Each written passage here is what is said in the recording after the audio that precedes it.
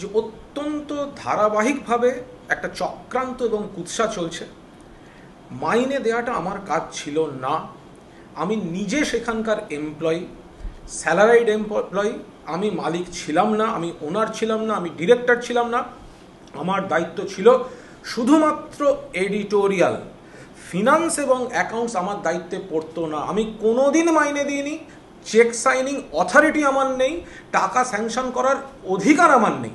সেখানে ধারাবাহিকভাবে যে কুৎসা এবং দায়ভার আমার ঘাড়ে চাপিয়ে দেওয়া হচ্ছে, আমার কাছে এটা অত্যন্ত দুর্ভাগ্যজনক। একদিন না একদিন মানুষ, দর্শকরা, পাঠক পাঠিকারা নিশ্চয়ই বুঝবেন কোনো না কোনো উদ্দেশ্যে আমাকে এইভাবে চক্রান্তের বলি করা হচ্ছে।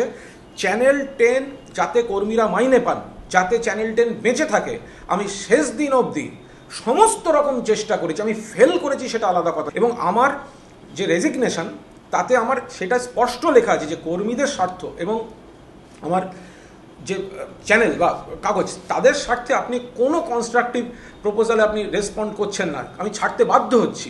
আমি সুদীপ্ত সেনকে চাপ দিয়ে কোনো রকম কিচ্ছু সই করাইনি। সর্বৈব মিথ্যা, একেবারে আগাপাস্তলা ভিত্তিহীন অভিযোগ। সুদীপ্ত সেন গোটা চ্যানেল এবং মিডিয়ার আমার সব সহকর্মীকে বিপদে ফেলেছেন। এখন নিজের অপরাধ ঢাকতে এই ভুল বোঝাবুঝিগুলো তৈরি করেছে। উনি মাইনে দিতে পারছেন না, উনি প্রাপ্য ডিউজ ক্লিয়ার করেননি। উনি বলছেন আমি চালাতে পারছি না, যদি অন্য কারোর সঙ্গে একটা ইনভেস্টর কেউ থাকেন আমাকে পার্টনারশিপে একটা ব্যবস্থা করে দিন বা আমাকে বিক্রির ব্যবস্থা করে দিন। উনি বলেছিলেন, তিনি কথা বলেছেন, তিনি সই করেছেন, তিনি চেক অ্যাকসেপ্ট করেছেন, সেই চেক তিনি ভাঙিয়েছেন, আর এখন আমি জোর করে সই করিয়েছি। এটা কেউ বিশ্বাস করবে? সবচেয়ে বড় কথা, আজ পর্যন্ত সুদীপ্ত বাবুই মালিক।